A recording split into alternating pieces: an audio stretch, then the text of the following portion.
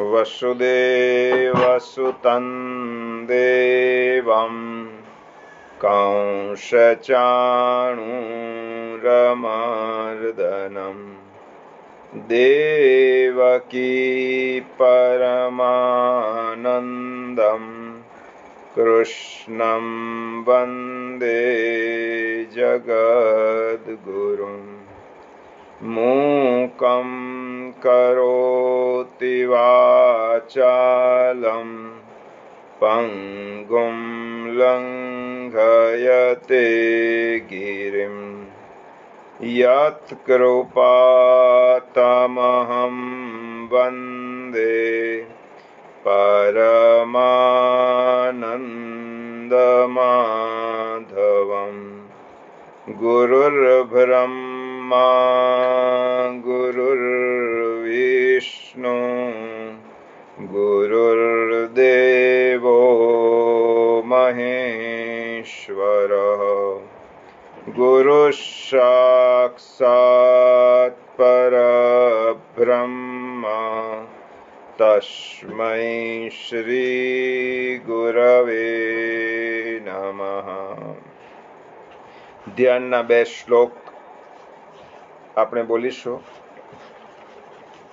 શાંતાકારં ભુજગશયनं પદ્મનાભં સુરેશં વિશ્વાધારં गगनसदृशं मेघवर्णं शुभांगं लक्ष्मीकान्तं कमलनयनं योगिभिर्ध्यानगम्यं वन्दे विष्णुं भवभयहरं सर्वलोकैकनाथं यं ब्रह्मा वरुणेन्द्ररुद्रमरुता स्तुन्वन्ते दिव्यैस्तवैः वेदैः शाङ्कपदक्रमोपनिषदैः गायन्ति यं सामगा। ध्यानावस्थिततद्गतेन मनसा पश्यन्ति यं योगिनो यस्यान्तं न विदुः देवाय तस्मै नमः। આપણે ગયા વખતે બીજા અધ્યાયના 11 થી 20 શ્લોકોનું સાથે પારાયણ કર્યું હતું. આપ સૌ પાસે શ્રીમદ ભગવદ્ ગીતાના પુસ્તકમાંથી અધ્યાય 2 શ્લોક 21 થી 30 આપણે સાથે પારાયણ કરવાના છીએ. શ્લોક 21 અધ્યાય 2 અને આપણી પાસે શ્રીમદ ભગવદ્ ગીતામાંથી આપણે સાથે બોલવાનું છે. વેદા વિનાશિનમ નિત્યમ ય એનામજવ્યવ્યયમ કથમ સ પુરુષઃ પાર્થ કમ ગાતયતિ હંતિકમ વાશાંસि જીર્ણાનિ યથા વિહાય नवानि गृह्णाति नरोपराणि तथा शरीराणि विहाय जीर्णान् अन्यानि संयाति नवानि देहि नैनं छिन्दन्ति शस्त्राणि नैनं दहति पावकः न चैनं क्लेदयन्त्यापो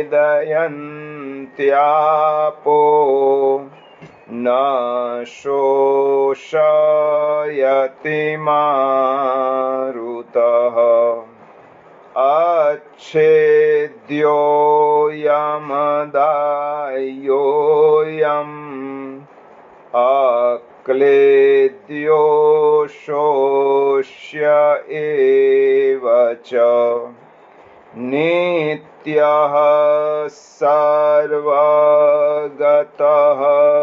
स्थाणु रचलोऽयं सनातनः अव्यक्तोऽयमचिन्त्योऽयम् अविकार्योऽयमुच्यते तस्मादेवं विदित्वैनं नानुशोचितुमर्हसि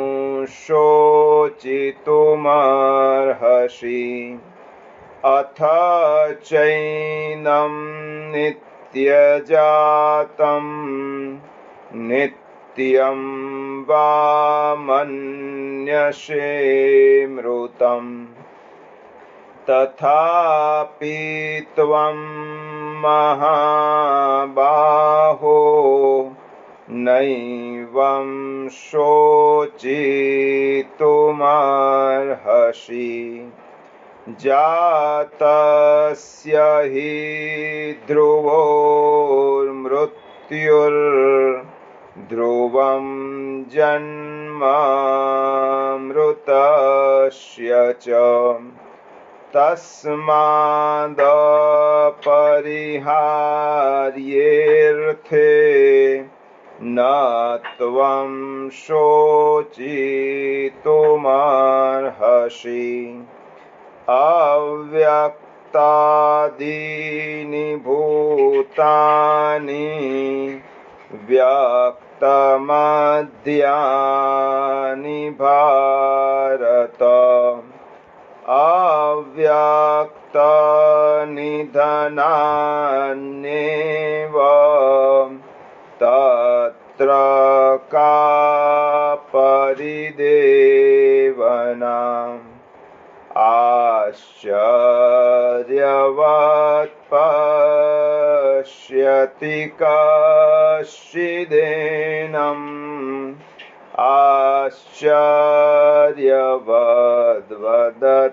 तथैव चान्यहम् आश्चर्यवच्चैनमन्यः शृणोति श्रुत्वाप्येनं वेद न चैव कश्चित् देहि नित्यम् अवध्योऽयं देहे सर्वस्य भारत तस्मात् सर्वाणि भूतानि न त्वं शोचितुमर्हसि। बस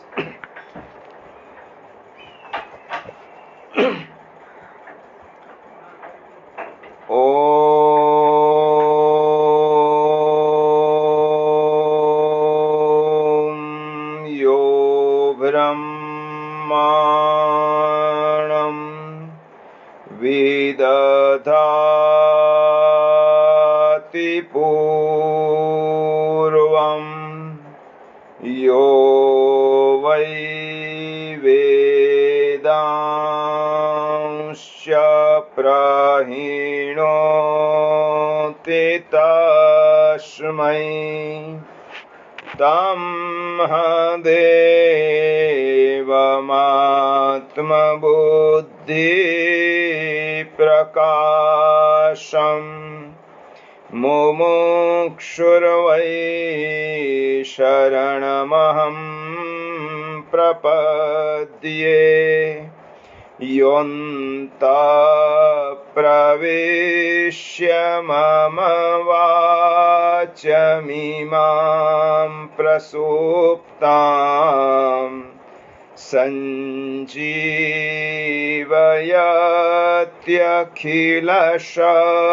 सञ्जीवयत्यखिलशक्तिधर स्वधाम्ना अन्यांश्च हस्तचरण श्रवणत्वगादीन्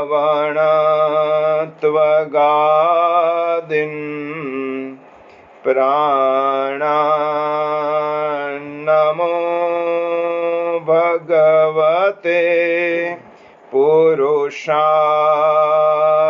तुभ्यम्।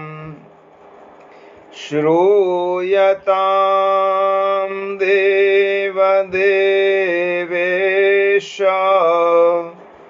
नारायण जगत्पते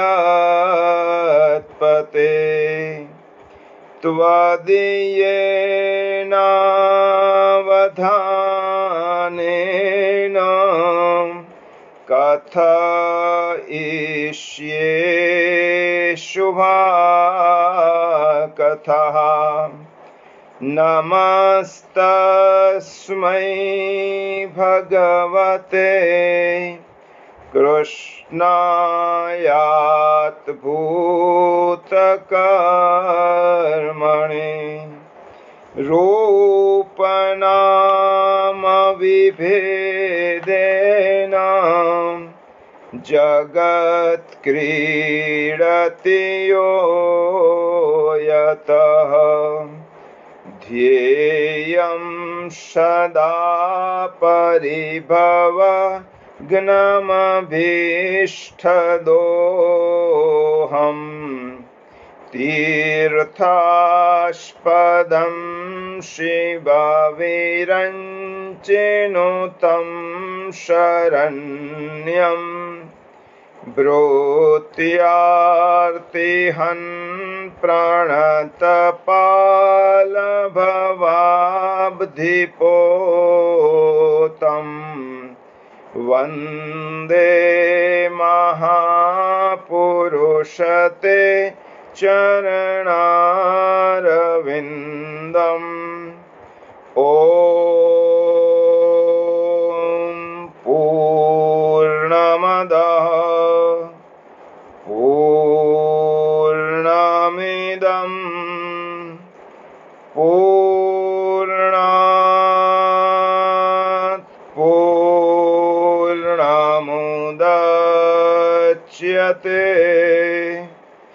पूर्णस्य पूर्णमादाय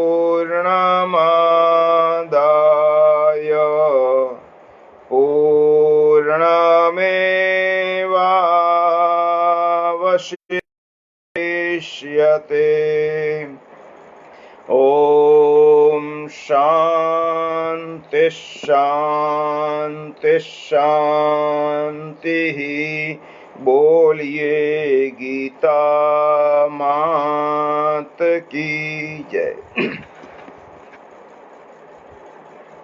ફેસબુકના માધ્યમથી શ્રીમદ ભગવદ્ ગીતા અધ્યયન સાથે જોડાયેલા આપ સૌને સાદર જય શ્રી કૃષ્ણ કરી આજના અધ્યયનનો આપણે પ્રારંભ કરીએ।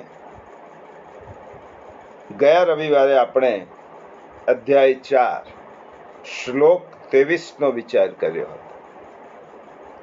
23મા શ્લોકમાં ભગવાન કર્મયોગી સાધકના કેટલાક વિશિષ્ટ ગુણોની વાત કરી રહ્યા હતા. અધ્યાય 4 23મા શ્લોક સુધી ભગવાને કર્મયોગીના જુદા જુદા એકંદરે 15 લક્ષણો શ્રીમદ ભગવદ્ ગીતાના માધ્યમથી આપણને સમજાવ્યા. છેલ્લે જણાવ્યું 23મા શ્લોકમાં કે યજ્ઞ માટે કર્મ કરનાર પુરુષના બધા જ કર્મો વિલીન થઈ જાય છે. યજ્ઞ કર્મની વિસ્તૃત સમજણ આપણે અધ્યાય 3માં મેળવી છે. છતાં પણ સાર રૂપે આટલી વાત કહીને આ શ્લોકને વિરામ આપીએ. પરમાત્માની પ્રાપ્તિ માટે વર્ણ, આશ્રમ, પરિસ્થિતિ અનુસાર જે મનુષ્યનું કર્તવ્ય છે તે કરવું તેનું નામ યજ્ઞ. અને તેવો યજ્ઞ કરવા માટે નિસ્વાર્થ બુદ્ધિથી જે ક્રિયાઓ કરવામાં આવે તેને યજ્ઞ કર્મ કહેવાય. ફરીથી સમજાવી દઉં. યજ્ઞ એટલે આપણી ગૃહિત માન્યતા એવી છે કે કેટલાક વિદ્વાન બ્રાહ્મણો યજ્ઞની વેદીની પાસે બેસી અને મંત્રો દ્વારા અગ્નિમાં સ્વાહાકાર કરે એને આપણે યજ્ઞ કહીએ છીએ. કર્મકાંડની દ્રષ્ટિએ આ ખોટું નથી અને યજ્ઞ કર્મકાંડની દ્રષ્ટિએ ચોક્કસ કહેવાય, પરંતુ આ યજ્ઞનો એક ક્રિયાકાંડ છે. શ્રીમદ ભગવદ્ ગીતામાં યજ્ઞની વૈચારિક ભૂમિકા સમજાવી છે અને તે ભૂમિકા અનુસાર ગીતામાં ભગવાને કહ્યું કે આપણો જે વર્ણ છે, ચતુર્વર્ણ પૈકી આપણો જે વર્ણ છે, 4 આશ્રમો પૈકી આપણે જે આશ્રમમાં જીવી રહ્યા છીએ અને આપણી પરિસ્થિતિ અનુસાર જે આપણું કર્તવ્ય છે તે નિસ્વાર્થ બુદ્ધિથી કરવામાં આવે અને તેમાં પોતાનો અંગત સ્વાર્થની આહુતિ આપવાની હોય અને સર્વજન હિતાય, સર્વજનના કલ્યાણ માટે જે પણ કંઈ પ્રવૃત્તિ કરવામાં આવે તેને શ્રીમદ ભગવદ્ ગીતામાં યજ્ઞ કર્મ કહ્યું છે. આ ભાવને સમજવા માટે ભગવાન હવે પછીના 7 શ્લોકો જુદા જુદા પ્રકારના મનુષ્યો દ્વારા કરવામાં આવતા પરમાત્માની પ્રાપ્તિ માટેના સાધનરૂપ કર્તવ્ય કર્મોને જુદા જુદા પ્રકારના યજ્ઞો રૂપે ઓળખાવે છે. અને હવેના જે 7 શ્લોક છે એ વિવિધ પ્રકારના યજ્ઞની ભગવાને જે વાત કરી છે એ આપણે હવે 24મા શ્લોકથી સમજવા જઈ રહ્યા છીએ. સૌથી પહેલાં આપણે 24મા શ્લોકનું સાથે પારાયણ કરીશું. અધ્યાય 4 શ્લોક 24. જો આપણી પાસે શ્રીમદ ભગવદ્ ગીતા ગીતા પ્રેસની હોય તો તેમાં પાન નંબર 86 ઉપર, અને કોઈ પણ ગીતા હોય તો અધ્યાય 4 શ્લોક 24 એનું સાથે પારાયણ કરીએ. પછી એના સરળ શબ્દાર્થ સમજીશું અને પછી આ શ્લોક ઉપર આપણે વિવરણ કરીશું. બ્રહ્માર્પણમ બ્રહ્મહવિર બ્રહ્માગ્નૌ બ્રહ્મણાહુતમ બ્રહ્મૈવ તેન ગંતવ્યમ બ્રહ્મ કર્મ સમાધિના. શબ્દના અર્થ જે આપણી ગીતામાં શ્લોકમાં આપ્યા છે તે સમજીએ. અર્પણમ એટલે જે પાત્ર વડે અગ્નિમાં આહુતિ આપીએ છીએ તે શ્રુવા, શ્રુક આદિ જે યજ્ઞમાં વપરાતા ઉપકરણો છે તેને અર્પણમ કહેવાય. બ્રહ્મ એટલે બ્રહ્મ છે. હવિ એટલે હવન કરવા માટેનો દ્રવ્ય, હવન કરવા માટેની સામગ્રી. એ પણ બ્રહ્મ એટલે બ્રહ્મ છે.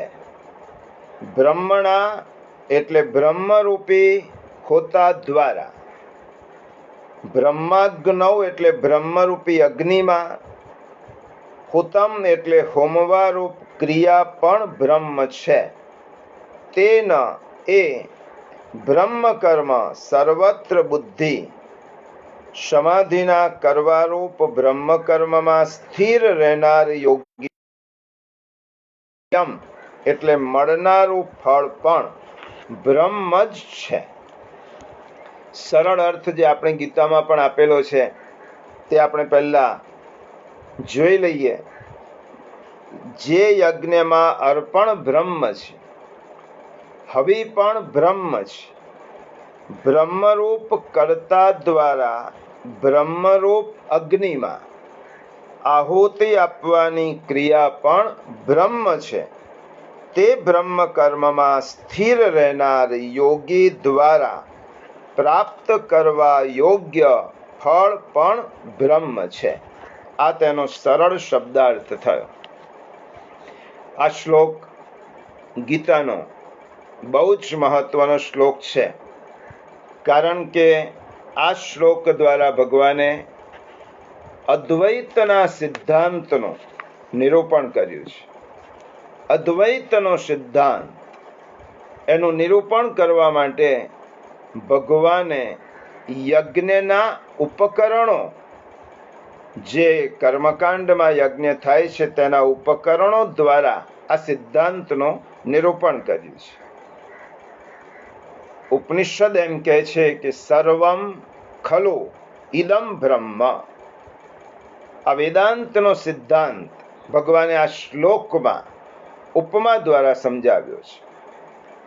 હવે યજ્ઞનું રૂપક એટલા માટે આપ્યો કે તે સમયે જ્યારે શ્રીમદ ભગવદ્ ગીતા ભગવાન અર્જુનને કહી રહ્યા હતા ત્યારે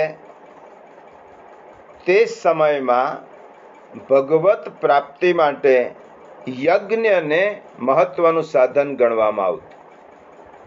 તે સમયમાં યજ્ઞને ભગવત પ્રાપ્તિનું મહત્વનું સાધન ગણવામાં આવતું. એટલા માટે ભગવાને યજ્ઞના ઉપકરણોની વાત કરી છે. આમ પણ શ્રીમદ ભાગવતમાં દ્વાદશ સ્કંદમાં કહ્યું છે તેમ 4 યુગમાં ભગવત પ્રાપ્તિ માટેના 4 સાધનો બતાવ્યા છે.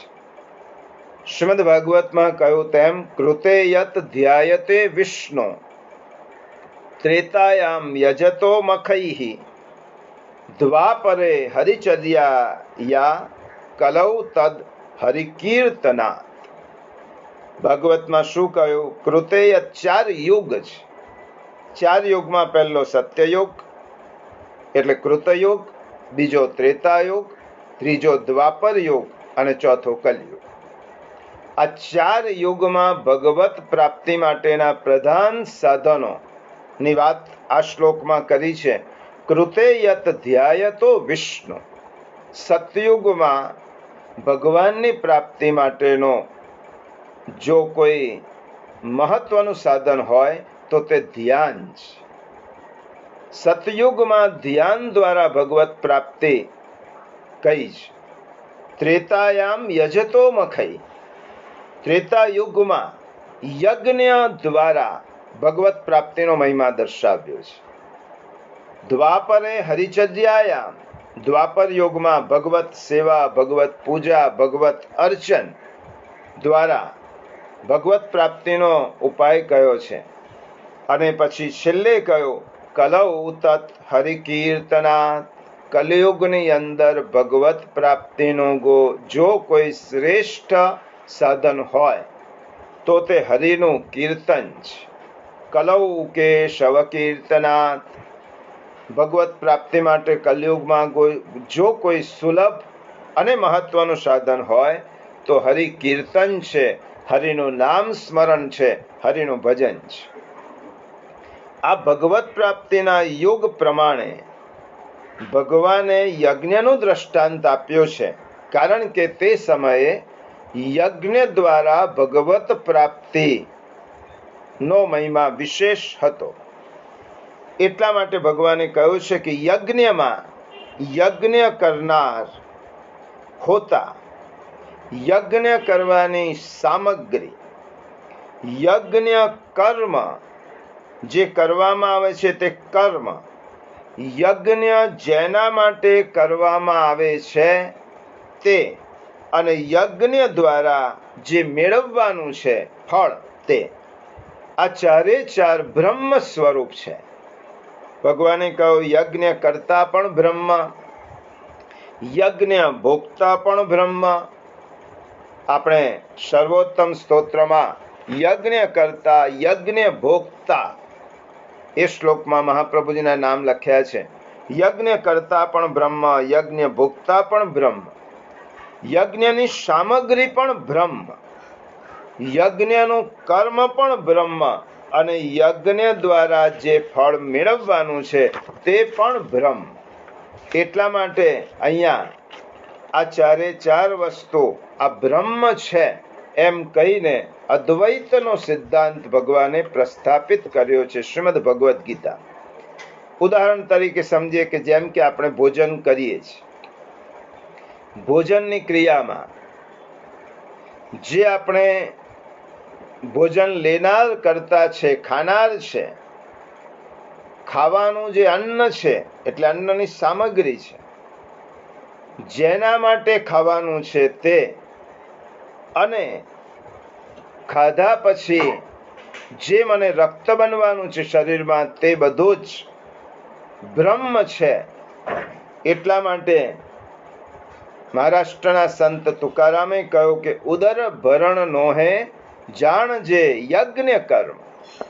આ તારું કર્મ એ ઉદર ભરણ માટે નથી, માત્ર પેટ ભરવાની ક્રિયા નથી, પણ આ યજ્ઞ કર્મ છે. અને એટલા જ માટે બ્રાહ્મણો અને વિદ્વાનો અને આમ પણ જે લોકો ગીતાને સમજ્યા છે, લોકો જમતા પહેલા આ શ્લોકનું વિશેષ રૂપે પઠન કરે છે. બ્રહ્માર્પણમ બ્રહ્મ હવિર બ્રહ્માગ્નૌ બ્રહ્મણાહુતમ. અને ભાવના છે જમતા પહેલા હું જે જમું છું એ પણ બ્રહ્મ છે, કારણ કે ઉપનિષદમાં કહ્યું અન્નમ બ્રહ્મેતિ વ્યાજાનાત. અન્ન એ બ્રહ્મ છે. હું જે જમી રહ્યો છું એ કરતા એ હું પણ પ્રભુ તારો સ્વરૂપ છું. અહમ બ્રહ્માસ્મિ એમ ઉપનિષદોએ કહ્યું. માટે શરીર તો એક સાધન છે, એ શરીર દ્વારા હું જમી રહ્યો છું તો જમનાર પણ બ્રહ્મ. અહમ બ્રહ્માસ્મિ, હું બ્રહ્મ. અન્નમ બ્રહ્મ, અન્ન પણ બ્રહ્મ.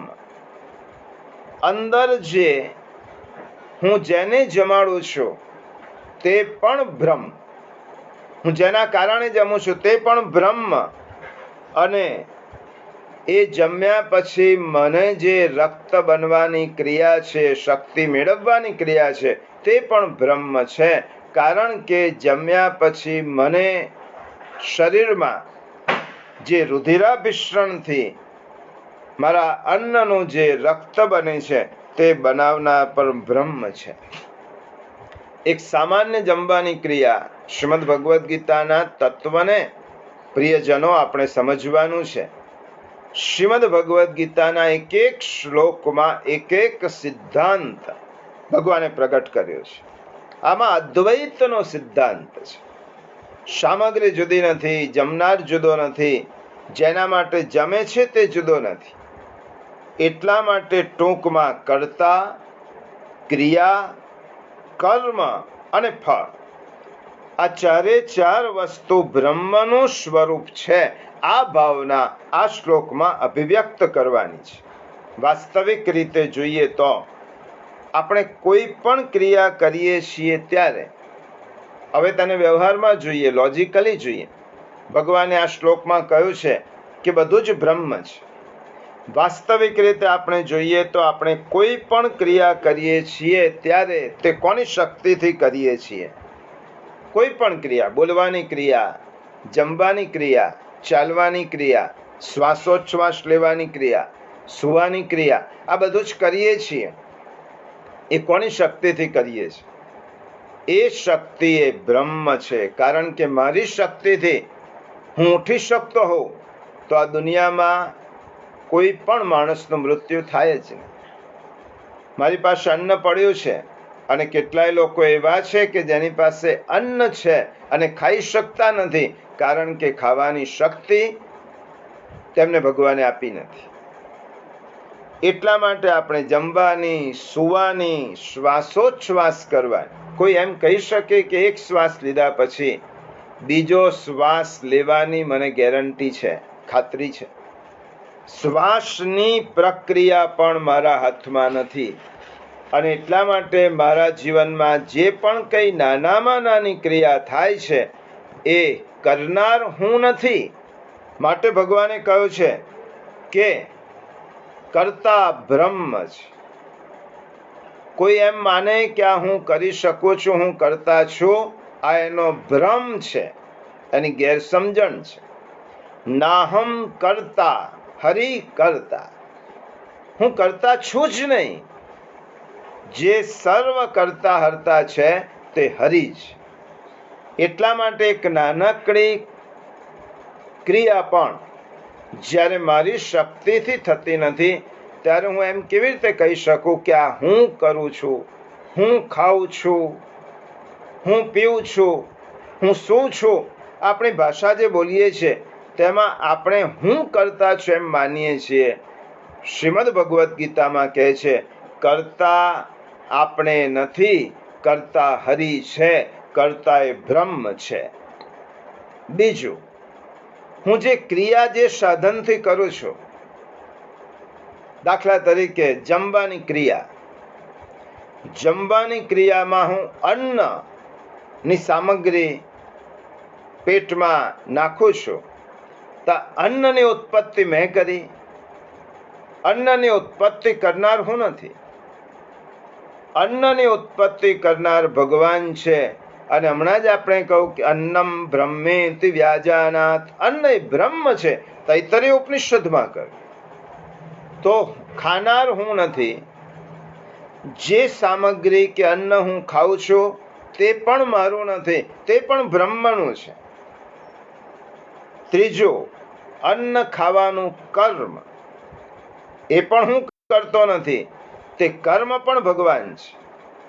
અને ખાધા પછી જે રક્ત બને છે તે હું નથી બનાવતો, તે પણ બનાવનાર ભગવાન છે. કારણ કે ભગવાને કહ્યું કે અહમ વૈશ્વાનરો ભૂત્વા પ્રાણીનામ દેહમાશ્રિતઃ. 15મા અધ્યાયમાં પ્રાણાપાન સમાયુક્ત પચામી અન્નમ ચતુર્વિધમ.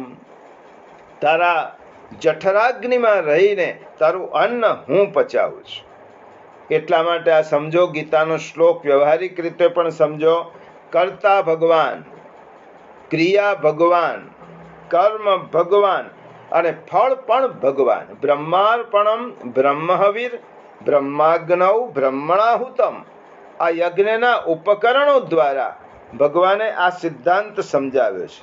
આટલી વાસ્તવિકતા અહીં દર્શાવી છે. તેથી કર્તા, કર્મ, સામગ્રી અને ફળ પણ ભગવાન છે. એટલા માટે આ શ્લોકમાં આપણને ભગવાને કહ્યું કે બ્રહ્માર્પણમ બ્રહ્મહવિ. હવે અહીંયા બ્રહ્મ શબ્દ ભગવાને પ્રયોજ્યો છે. શા માટે બ્રહ્મ શબ્દ? આ બ્રહ્મ શબ્દ એ ઈશ શક્તિનો દ્યોતક છે. કોઈ એમ કે બ્રહ્મ શબ્દ ભગવાને શા માટે અહીંયા પ્રયોજ્યો? બધું જ બ્રહ્મ છે. બ્રહ્મ શબ્દ એ ઈશ શક્તિનો દ્યોતક છે. મહાપ્રભુજીએ તેમની કારિકામાં કહ્યું બ્રહ્મેતિ પરમાત્મેતિ ભગવાન ઇતિ ઉચ્યતે. બ્રહ્મ, પરમાત્મા અને ભગવાન આ ત્રણેય શબ્દો એ પર્યાયવાચી શબ્દો છે. શ્રી મહાપ્રભુજી સમજાવે છે, ઉપનિષદમાં ઈશ્વરને બ્રહ્મની સંજ્ઞા આપી છે. ઉપનિષદ વેદાંતમાં ઈશ્વર માટે બ્રહ્મ શબ્દ પ્રયોજ્યો છે. ગીતામાં બ્રહ્મ માટે પરમાત્મા શબ્દ પ્રયોજ્યો છે. આ શ્લોકમાં બ્રહ્મ કહ્યું છે, પણ ગીતામાં પરમાત્મા શબ્દ દ્વારા ઈશ્વરનો સંકેત કર્યો છે. અને શ્રીમદ ભાગવતમાં ભગવાન દ્વારા બ્રહ્મ શબ્દને ઈશ્વર શબ્દને સંજ્ઞા આપી છે, એટલે ઈશ્વરનો સંકેત કર્યો છે. ગીતામાં પરમાત્મા, ઉપનિષદમાં બ્રહ્મ દ્વારા અને ભાગવતમાં ભગવાન દ્વારા બ્રહ્મ શબ્દનો ઈશ્વર શબ્દનો સંકેત કર્યો છે. ત્રણેયનો અર્થ એક જ થાય, અલ્ટિમેટ રિયાલિટી. આ ત્રણેય શબ્દ બ્રહ્મ, પરમાત્મા, ભગવાન, આ ત્રણેયનો અર્થ શું થાય? અલ્ટિમેટ રિયાલિટી, અંતિમ સત્ય, એબ્સોલ્યુટ ટ્રુથ. પરમાત્મા, પરમ સત્ય. અને ભગ એટલે ષડ ઐશ્વર્ય યુક્ત જે છે તે શાશ્વત સત્ય, પરમ સત્ય, અંતિમ સત્ય, પરમાત્મા અને ભગવાન. તૈત્તરીય ઉપનિષદમાં બ્રહ્મનું લક્ષણ સમજાવતા ઋષિ કહે છે, યતો વા ઇમાની ભૂતાની જાયન્તે યેન જાતાની જીવંતિ યત પ્રયાન્તિ અભિસંવિશંતિ તદ બ્રહ્મ ઇતિ. આ ઉપનિષદની ઋચા છે. ફરીથી સાંભળી લઈએ. યતો વા ઇમાની ભૂતાની જાયન્તે યેન જાતાની જીવંતિ યત પ્રયાન્તિ અભિસંવિશંતિ તદ બ્રહ્મ ઇતિ. જેનાથી આ બધાની ઉત્પત્તિ થાય છે, ઉત્પન્ન થયેલા જીવો ટકી રહે છે, એને આશ્રય પ્રાપ્ત થાય છે. અને એ જીવો જ્યારે અંતિમ સમયે જેનામાં લય પામે છે તેનું નામ બ્રહ્મ છે. આ તૈત્તરીય ઉપનિષદમાં બ્રહ્મની વ્યાખ્યા આપી. બ્રહ્મની સરખામણી કશાય સાથે થઈ શકે નહીં. પ્રિયજનો, આપણે ગીતાનું અધ્યયન કરીએ છીએ અને ગીતાના અધ્યયનમાં આ ઉપનિષદનો શબ્દ સમજવા જેવો છે કે બ્રહ્મની સરખામણી કોઈ સાથે થઈ શકે નહીં. બ્રહ્મને કોઈને ઉપમા પણ આપી શકાય નહીં. બ્રહ્મ નિરૂપમેય છે. બ્રહ્મને ઉપમા ન આપી શકાય. બ્રહ્મની કોઈ સાથે સરખામણી ન થઈ શકે. એટલા માટે ઋષિઓએ છેલ્લે બ્રહ્મનું વર્ણન કરતા કરતા છેલ્લે બે શબ્દનો પ્રયોગ કર્યો, નેતિ નેતિ, ન ઇતિ ન ઇતિ. એ શબ્દનો પ્રયોગ કર્યો. બ્રહ્મનું નિષેધક વર્ણન થઈ શકે, બ્રહ્મનું વિધાયક વર્ણન થઈ શકે નહીં. આ સિદ્ધાંતને યાદ રાખો. બ્રહ્મ ન ઇતિ, અમે તેનો પાર પામી શકતા નથી. અને વેદાંતમાં બ્રહ્મનું નિષેધક વર્ણન કર્યું છે. વિધાયક વર્ણન જ્યારે બ્રહ્મનું થાય તો બ્રહ્મ એ પરિમિત થઈ જાય, તેને આપણે સીમામાં બાંધી શકીએ. પરંતુ બ્રહ્મ અનુપમેય છે, અસીમિત છે, અવર્ણનીય છે. એટલા માટે તેનું વર્ણન ઋષિઓએ નિષેધક રૂપે કહ્યું, ન ઇતિ ન ઇતિ, આ નહીં આ નહીં. બ્રહ્મ એટલે ચૈતન્યનો ઓઘ, રિસર્વર ઓફ ઓલ એનર્જીસ, જેનાથી તમામ શક્તિનો સ્ત્રોત વહે છે, તેને બ્રહ્મ કહેવાય, ચૈતન્યનો ઓઘ કહેવાય. રિસર્વર ઓફ ઓલ એનર્જીસ એક ઉપમા દ્વારા સમજી લો. બ્રહ્માંડમાં આપણે પૃથ્વી ઉપરથી જે સૂર્ય દેખાય છે તે શક્તિનો અને ઉર્જાનો પ્રચંડ સ્ત્રોત છે. બ્રહ્માંડમાં આપણે એક જ સૂર્યને જોઈએ છે, પણ બ્રહ્માંડમાં વિજ્ઞાન પણ એમ કહે છે કે અનંત સૂર્યમાળાઓ છે. એક સૂર્ય નહીં, અનંત સૂર્યમાળાઓ છે. આ તમામ સૂર્યમાળાઓ એટલે બ્રહ્મ માટે એમ કહી શકાય કે ચૈતન્યનો મહાસાગર છે. એનું વર્ણન ગીતાના 15મા અધ્યાયમાં ભગવાને સ્વમુખે કર્યું છે. આપણી પાસે ગીતા છે, આપણે જોઈશું ગીતાનો અધ્યાય 15, 12, 13, 14 અને 15, પાન નંબર 232માં. ભગવાને 15મા અધ્યાયમાં આપણે જે વાત કરી રહ્યા છીએ તે વાત ભગવાને સ્વમુખે ગીતાના 15મા અધ્યાયમાં કરી છે.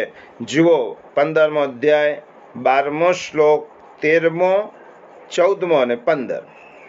યદાદિત્ય ગતમ તેજો જગદ્ભાષયતેખિલમ યચ્ચંદ્રમસિ યચ્ચાગ્નૌ તત્તેજૌ વિદ્ધિ મામકમ.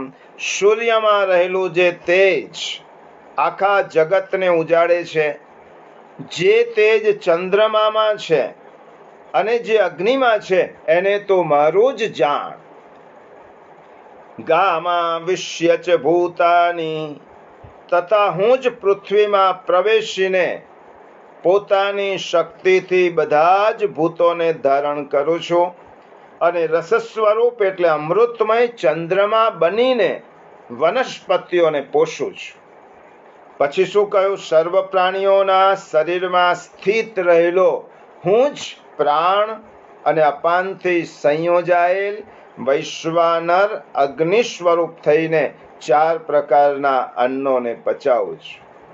અને સર્વસ્ય ચાહમ હૃદય સન્નિવિષ્ટો, હું બધાના હૃદયમાં બસું છું. શ્રીમદ ભગવદ્ ગીતા. આ એટલા માટે શ્લોકો પ્રિયજનો આપણને ધ્યાન દોર્યું આપનું કે આ ગીતા ગાનાર કોઈ વ્યક્તિ એ હાડ માંસ ચામડાનો આપણા જેવો માણસ નથી.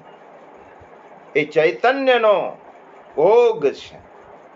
અને જ્યારે એક નરાકૃતિ લઈને આપણી સમક્ષ આવે અને અર્જુનના માધ્યમથી ગીતા સમજાવે, એ બ્રહ્મ, એ ભગવાને કહ્યું છે કે સૂર્યમાં રહેલું તેજ હું છું, ચંદ્રની શીતળતા હું છું. જે ચૈતન્યમાંથી ચૈતન્ય પ્રાપ્ત કરીને સૂર્યનારાયણ આખા વિશ્વને પ્રકાશિત કરે છે તે બ્રહ્મ. જે ચૈતન્યમાંથી ચૈતન્ય પ્રાપ્ત કરીને ચંદ્ર આખા વિશ્વના પ્રાણી પદાર્થ અને વનસ્પતિઓને અમૃતમય શીતલતા આપે છે એ બ્રહ્મ. જે ચૈતન્યમાંથી ચૈતન્ય પ્રાપ્ત કરીને તારાઓ, ગ્રહો, નક્ષત્રો આકાશમાં લટકી રહ્યા છે તે બ્રહ્મ. જે ચૈતન્યમાંથી ચૈતન્ય પ્રાપ્ત કરીને પૃથ્વી, તમામ પ્રાણીઓ, પદાર્થો, નદીઓ, પર્વતોને ધારણ કરી શકે છે તેને બ્રહ્મ કહેવાય. જે ચૈતન્યમાંથી ચૈતન્ય પ્રાપ્ત કરીને વાયુ વાય છે, કપિલ ગીતામાં વાત કરી છે, અગ્નિ ગરમી આપે છે, નદીઓ વહે છે, પર્વતો અડીખમ ઉભા રહે છે, એ અમોઘ ચૈતન્યનો મહાસાગર એટલે બ્રહ્મ. આ બ્રહ્મની આપણે જે સમજાવ્યું છે તે વ્યાખ્યાને અતિ સંક્ષેપમાં જોઈ. પ્રશ્ન એ થાય કે આ બ્રહ્મને જોઈ શકાય, બ્રહ્મને જાણી શકાય, બ્રહ્મને સાંભળી શકાય, બ્રહ્મનું વર્ણન થઈ શકે? આના માટે આખું કેનોપનિષદ છે. કેનોપનિષદ માં ઉપરના જેવા જ પ્રશ્નો શિષ્ય ગુરુને પૂછે છે અને ગુરુ જવાબ આપે છે. યચ્ચક્ષુષાન પશ્યતિ યેન ચક્ષુંષિ પશ્યતિ તદેવ બ્રહ્મ ત્વં વિદ્ધિ નેદં યદિદમુપાસતે. શિષ્ય ગુરુને પ્રશ્ન પૂછે છે, આંખથી બ્રહ્મને જોઈ શકાય? ત્યારે ગુરુ સુંદર જવાબ આપે છે, હે શિષ્ય, તું જેને આંખથી જુએ છે તે બ્રહ્મ નથી, પણ જેની શક્તિથી આંખ જોઈ શકે છે તે બ્રહ્મ છે. બરાબર સમજો. આંખથી જોઈ ન શકાય. હું એક તર્ક સમજાવું. આપણે આપણી આંખથી પોતાની આંખને જોઈ શકતા નથી. પોતાની જ આંખને પોતે જોઈ શકતા નથી. કોઈ કહે કે અમે અરીસામાં જોઈએ છે, તો આંખને નહીં, આંખના પ્રતિબિંબને જોઈએ છે. જે આંખથી પોતાને ન પોતાની આંખ પોતે નથી જોઈ શકતી પોતાને, એવી રીતે બ્રહ્મ એ આંખથી ન જોઈ શકાય, પરંતુ આંખ જેના દ્વારા જોઈ શકે છે તે બ્રહ્મ છે.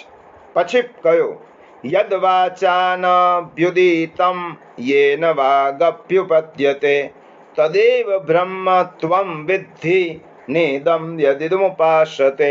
જે વાણીથી વર્ણવી શકાય નહીં, પણ વાણી જેનાથી પ્રકાશિત થાય તે બ્રહ્મ છે. પછી કહ્યું, યત શ્રોત્રેણ ન શૃણોતિ યેન શ્રોત્રમિદં શ્રુતમ તદેવ બ્રહ્મ ત્વં વિદ્ધિ નેદમ યદિદમુપાસતે. જેને કાન દ્વારા સાંભળી શકાતો નથી, પણ કર્ણેન્દ્રિયને જેના દ્વારા સાંભળવાની શક્તિ મળે છે તેને તું બ્રહ્મ સમજ. પછી કહ્યું, યન મનસા ન મનુતે યેના હુર્મતો મતમ તદેવ બ્રહ્મ ત્વં વિદ્ધિ નેદમ યદિદમુપાસતે. જે મનથી સમજી શકાતું નથી, પણ જેનાથી મન સમજાય છે તેને તું બ્રહ્મ સમજ. એટલા માટે ટૂંકમાં બ્રહ્મ એટલે અખિલ બ્રહ્માંડમાં કણે કણમાં વ્યાપ્ત અને છતાં પણ તેનાથી 10 આંગળ તત્ર તિષ્ઠતિ દશાંગુલમમાં. વૈદિક પુરુષસૂક્તમાં કહ્યું કે બ્રહ્મને આપણે જેટલું સમજીએ છીએ તેના કરતાં 10 આંગળ એ ઊંચો છે. શ્રીમદ આદિ શંકરાચાર્ય એટલે જ કહ્યું પોતાના ભાષ્યમાં, સર્વમ ખલુ ઇદમ બ્રહ્મ. આ બધું જ બ્રહ્મ છે. આ શ્લોકમાં બ્રહ્મની વ્યાપકતાની વાત યજ્ઞના ઉપકરણોથી કરી છે. હવિ છે, શ્રુચિ છે, હોતા છે, એ શબ્દો ગૌણ છે. આ શ્લોકનો મહત્વનો સિદ્ધાંત છે સર્વત્ર બ્રહ્મ છે. અને એ સર્વત્ર બ્રહ્મને સમજાવવા માટે અહીંયા ગીતામાં જે ઉપમા આપી છે તે યજ્ઞના ઉપકરણોની છે. હવે આ જ ગીતામાં આ જ વાત ગીતામાં કઈ બ્રહ્મ દર્શન, જે બ્રહ્મ દર્શન કરી શકે છે એ જ બ્રહ્મને સમજી શકે. એ દર્શન એ અનુભૂતિનો વિષય છે, આંખનો વિષય નથી. સર્વત્ર બ્રહ્મ દર્શન, સર્વત્ર પરમાત્મ દર્શન એ અધ્યાત્મની સર્વોચ્ચ અવસ્થા છે. આનાથી વધારે ઉચ્ચ અવસ્થા હોઈ શકે નહીં. સર્વત્ર બ્રહ્મ દર્શન. મહાન યોગીઓને, ઉચ્ચ કોટીના ભગવદીઓને સંસારની દરેક વસ્તુમાં બ્રહ્મ જ દેખાય. આપણા નરસિંહ મહેતાએ ખૂબ સુંદર વાત કરી, અખિલ બ્રહ્માંડમાં એક તું શ્રી હરિ જુજવે રૂપે અનંત ભાષે. અખિલ બ્રહ્માંડમાં એક જ તત્વ છે અને તે બ્રહ્મ. આ બ્રહ્મ દર્શન, આ પરમાત્મ દર્શન, ભગવત દર્શન એ અધ્યાત્મની સર્વોચ્ચ અવસ્થા છે. અને ભગવાને સ્વયં કહ્યું છે, જુઓ ગીતા અધ્યાય 7 શ્લોક 19. આ અવસ્થા આવતા વાર લાગે. પાન નંબર 145 શ્લોક 19 અધ્યાય 7. અને ભગવાને સ્વયં કહ્યું છે કે બહુનામ જન્મનામંતે જ્ઞાનવાન મામ પ્રપદ્યતે વાસુદેવ સર્વમિતિ સ મહાત્મા સુદુર્લભ. 125 પાન અધ્યાય 7 શ્લોક 19. ભગવાને શું કહ્યું? ઘણા જન્મો પછીના અંતિમ જન્મમાં તત્વજ્ઞાન પામેલો માણસ સર્વ કાંઈ વાસુદેવ જ છે એવા ભાવે મને ભજે છે, પરંતુ તે મહાત્મા ઘણો દુર્લભ છે. આ ભગવાનના શબ્દો છે. સર્વત્ર બ્રહ્મ દર્શન, સર્વત્ર વાસુદેવ, સર્વત્ર ભગવાનને જોવા, એ તો અનેક જન્મ પછીની સિદ્ધિની અવસ્થા છે. પરંતુ આ અવસ્થાએ પહોંચવાની શરૂઆત આપણે કરવી પડશે. અને હવે આપણે આપણા સ્તરની વાત કરીએ. આ તો થઈ ઉપનિષદની, ગીતાની વાત. સર્વમ ખલુ ઇદમ બ્રહ્મ, એ સર્વોચ્ચ અવસ્થાને પ્રાપ્ત કરવા માટે આપણે શરૂઆત ક્યાંથી કરવી પડશે? એવરેસ્ટ પર જેને પહોંચવાનું હોય, ઉત્તુંગ શિખર પર પહોંચવાનું હોય, પણ તેને શરૂઆત તો તળેટીથી જ કરવી પડે. એનું પહેલું ડગલું તળેટી પર જ હોય અને ધીમે ધીમે તે એવરેસ્ટ સુધી પહોંચી શકે. આપણે બ્રહ્મ એ કરવાની હોય તો તેનું પહેલું પગથિયું કયું? હવે આપણે વ્યવહારની વાત કરીએ છીએ, ત્યાં સુધી આપણે પહોંચવાનું છે. આપણે ગીતા કઈ બૌદ્ધિક રંજન માટે સાંભળતા નથી, આ ઇન્ટેલેક્ચ્યુઅલ ફિસ્ટ નથી, પરંતુ ગીતાને જીવનમાં ઉતારવા માટે સાંભળીએ છીએ કે સર્વત્ર બ્રહ્મ દર્શનની અવસ્થાએ કોઈ પણ વ્યક્તિ પહોંચી શકે છે, કોઈ માટે બાધ નથી. પરંતુ તેની શરૂઆત કરવી પડે. હવે આપણે શરૂઆત કરવાની. એ શરૂઆત કરવા માટે ગીતામાં આ શ્લોકમાં 6 વખત બ્રહ્મ શબ્દનો પ્રયોગ કર્યો છે. પછી ગણી જોજો: બ્રહ્માર્પણમ, બ્રહ્મ હવિર, બ્રહ્માગ્નૌ, બ્રહ્મણાહુતમ, બ્રહ્મૈવ તેન ગંતવ્યમ, બ્રહ્મ કર્મ સમાધિના. આ શ્લોક આજે પૂરો નથી થવાનો, કારણ કે સમજવો બહુ જરૂરી છે. 6 વખત આ બ્રહ્મ શબ્દ વાપર્યો છે. એટલા માટે આપણે 6 સ્ટેપ ચડવા પડે, 6 પગથિયા ચડવા પડે. અને એ 6 પગથિયા ચડવાની પ્રક્રિયાને ગીતાનું ષટ દર્શન કહેવાય. આ શબ્દ ગીતામાં નથી. આ 6 પગથિયા ચડવાની પ્રક્રિયા એ ગીતાનું ષટ દર્શન કહેવાય. આમ તો ષટ દર્શન એટલે આપણે અધ્યયનશીલ લોકો છે એટલા માટે કહી દઉં, ષટ દર્શન એ 6 પ્રકારનું ભારતનું ફિલોસોફી છે. કયા કયા 6 દર્શન? ન્યાય દર્શન, એના કરતા ગૌતમ ઋષિ. સાંખ્ય દર્શન, એના કરતા કપિલ મુનિ. યોગ દર્શન, એના કરતા એના રચયિતા પતંજલિ ઋષિ. વૈશેષિક દર્શન, એના રચયિતા મહર્ષિ કણાદ. પૂર્વમીમાંસા, એના કરતા જૈમિની ઋષિ. અને ઉત્તર મીમાંસા અથવા વેદાંત દર્શન, એના રચયિતા મહર્ષિ વેદવ્યાસ. એક જનરલ નોલેજ તરીકે પણ આ ષટ દર્શનનો અભ્યાસ તો અતિ વિદ્વાનોને કોઈ કરી શકે શબ્દશઃ.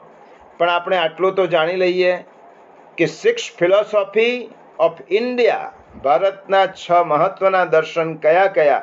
તો ન્યાય, સાંખ્ય, યોગ, વૈશેષિક, પૂર્વમીમાંસા, ઉત્તર મીમાંસા. આપણે જે સમજવાનું છે વ્યવહારિક ષટ દર્શન. આ ષટ દર્શનને તો આપણે હમણાં એને શ્રીમદ ભગવદ્ ગીતાનું અધ્યયન કર્યા પહેલા એમાં પ્રવેશ પણ ન થઈ શકે, કારણ કે આપણો અધિકાર પણ નથી અને એટલી બુદ્ધિની ક્ષમતા પણ નથી. પરંતુ આપણે ગીતાના ષટ દર્શનને સમજવાના છે. ગીતાનું ષટ દર્શન એટલે કયું? આપણે વ્યવહારિક ભૂમિકાની વાત કરીએ તો ગીતાના ષટ દર્શન એટલે આપણે એક એક પગથિયા પર ચડવાનું છે. આપણે કયા પગથિયા પર પહેલા ચડવાનું? યાદ રાખો, આ 6 આપણે સમજવાના છે. આજે નહીં તો આવતા રવિવાર સુધી. પહેલું દર્શન સ્વદર્શન,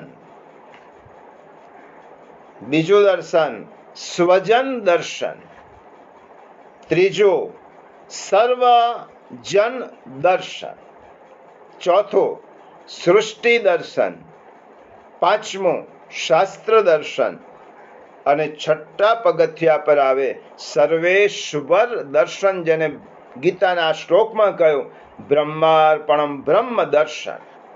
શરૂઆત ક્યાંથી થાય? આ યાદ રાખો, 6 આપણે સમજવાના છે. સ્વદર્શન, સ્વજન દર્શન, સર્વજન દર્શન, સૃષ્ટિ દર્શન શાસ્ત્ર દર્શન અને સર્વેશ્વર દર્શન.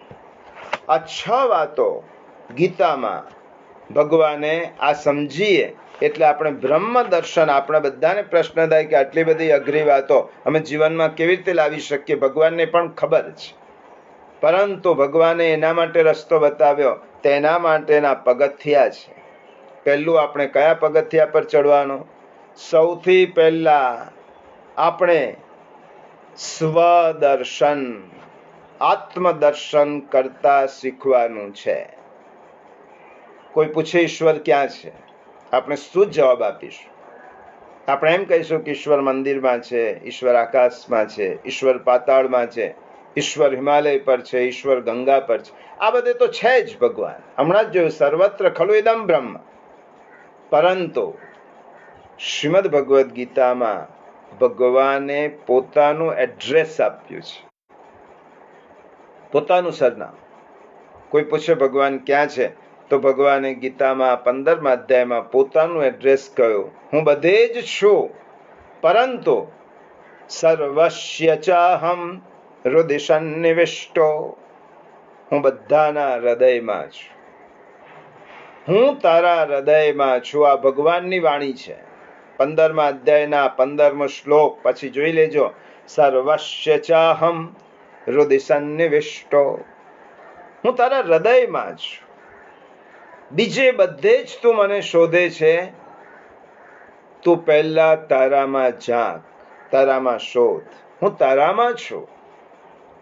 આ ગીતા સમજાવે છે. ભગવાન કહે છે, આઈ એમ વિધિન યુ. હું તારામાં છું.